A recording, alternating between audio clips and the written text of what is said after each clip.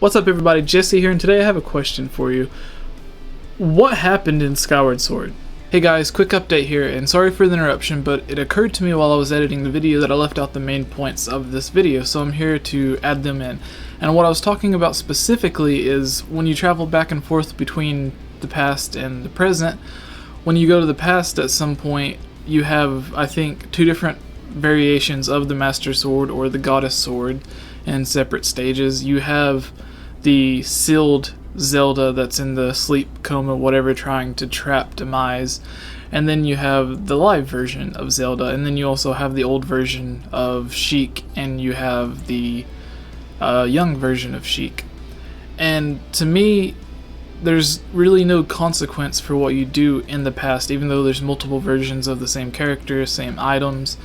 Things you do in the past don't necessarily influence what happens in the future, because before you go to the past, you're in the present and you kill the imprisoned. I think on the third time that you fight him, you finally actually kill the imprisoned with the Master Sword. And then you travel to the past to defeat the past version of Demise.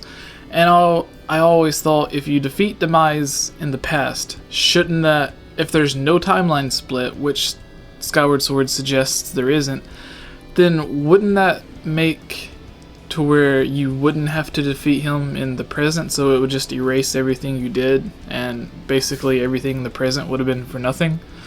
Because if you defeat him in the past, then what's the point of doing everything that you did to stop him? It would all just be erased, and it would kind of cause a paradox. But again, there's no conflict, there's no anything, it just happens. So I want to know, why is there no outcome? Why is there no consequence for what happened in the past? And again, sorry for the interruption, and past Jesse will continue explaining the video, but keep this in mind as my past self is explaining. And specifically the whole time travel when you get close to the end. Because we've seen time travel before in Ocarina of Time especially. It causes a huge disturbance in the timeline, which honestly I don't think was intended to do what it did, but through fan theories and stuff and to explain the Zelda timeline, it makes the split timelines. First it was 2, and then Nintendo came out with Hyrule Historia, and then it was 3. And around the same time Hyrule Historia came out, Nintendo was celebrating the 25th anniversary, and they released The Legend of Zelda Skyward Sword. And when you get close to the end of the game, you have the time shift stones, and then you have the time gate to where you can go back and forth between time.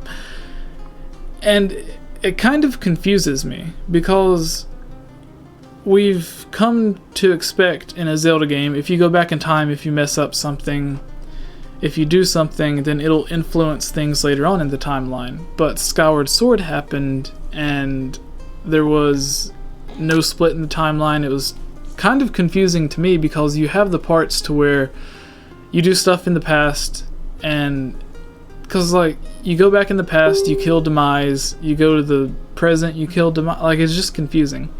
And then there's the whole ancient robots, and it's like this game takes place at the very beginning of the timeline, so this is the first instance of the hero that we know of. There could be games that predate Skyward Sword that they just haven't made yet. So there's all these ancient robots in the game, and that kind of makes you believe that there was ancient technology and civilization and everything going on before Skyward Sword, which we kind of know of. There's the ancient cistern, which is a dungeon in the game.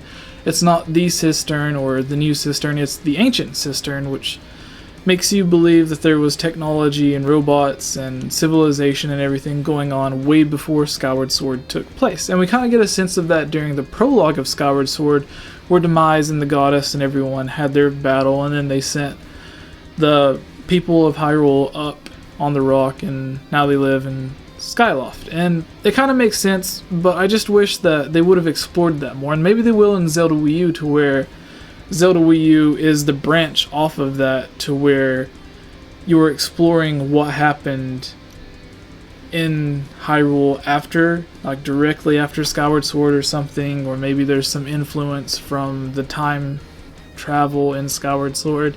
It's very interesting, but it kind of left a cliffhanger in Skyward Sword for me. So that's why I'm asking, like, what happened in Skyward Sword? There was time travel, there's ancient technology, but it's not really explained.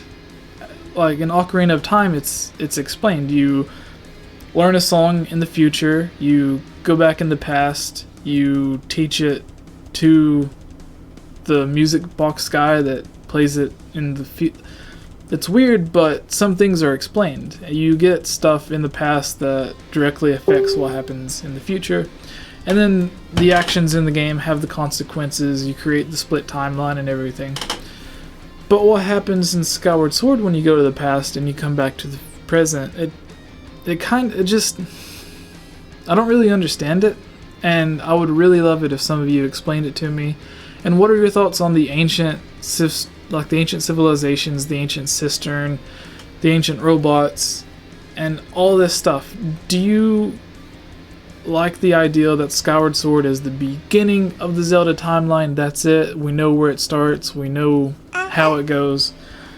Or do you want something to take place before that? Because Nintendo put a lot of power and a lot of strength into saying this is how the Zelda series starts, this is the origins of it all, this is how Link got his tunic, this is how the Master Sword was first crafted, this is the beginning of everything. Everything you know is explained in this game.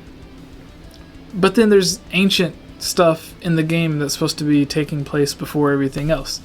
So then it's like, well, what happened to the ancient robots? What happened to all these areas, the ancient cistern? What happened to all this in the future games? Like, obviously they weren't thought of when Skyward Sword was taking place, or when Skyward Sword was made, because that's the newest game. So, one of the newest games anyways. So, those are new ideals that they made for that game. And obviously they weren't thinking about those new ideals when they made some of those old games. So, it kind of makes sense to explain it that way, but still, it's like you introduce these things to the series, and this is supposed to explain everything that's happened. But then, once you introduce these things and explain it, what really happens? How does that affect the rest of the games? Because if none of that stuff is there that used to be, like the Loft Wings can be explained. Obviously, they hadn't thought of Loft Wings until Skyward Sword, so there's no reason for them to be in the other games because they weren't introduced yet, so it makes sense. But then whenever you introduce the Loft Wings in Skyward Sword, it's like, well, where are they in Ocarina of Time? Where are they in Majora's Mask? And they have a really great way of explaining this that they don't really mention, but common sense tells you, well, the Loft Wings just lived on Skyloft, or they stayed in the air or on top of high mountains, and they didn't really fly below the clouds. So that's why you didn't see them in any of the other games, because they just weren't around. And that's an acceptable answer. There's some theories that suggest they turned into the Oko, or Uku, however they're pronounced, in Twilight Princess, which Aonuma said that when you play Zelda Wii U, there will be some things that remind you of Twilight Princess. So that could be something to where you're playing Zelda Wii U and it tells how the Loft Wings evolved into the Oku, or whatever you want to think of, which kind of sounds weird. How would a bird evolve into these weird creatures? But I mean, the Zoras evolve into birds, so like a fish can suddenly fly within 100 years. So, I mean, nothing's impossible. But again, like, I just want to know your thoughts. Explain this to me in the comments below. How does time travel not affect major plot points in the future? How does it not create another split timeline? How does this ancient technology that takes place at the beginning of the Zelda game, do you want to see a Zelda game take place before Skyward Sword? Leave your thoughts and everything in the comments below. And don't be rude to people. If someone says something that you don't agree with, don't be rude to them. Don't curse at them. Don't cuss at them. Don't yell. Don't say mean things to them. You can have a conflict discussion, but just be nice to people. Don't call them names just because you don't agree with them. Tell them why you don't agree with them, and then have a fun debate. Don't be rude. Be nice to people.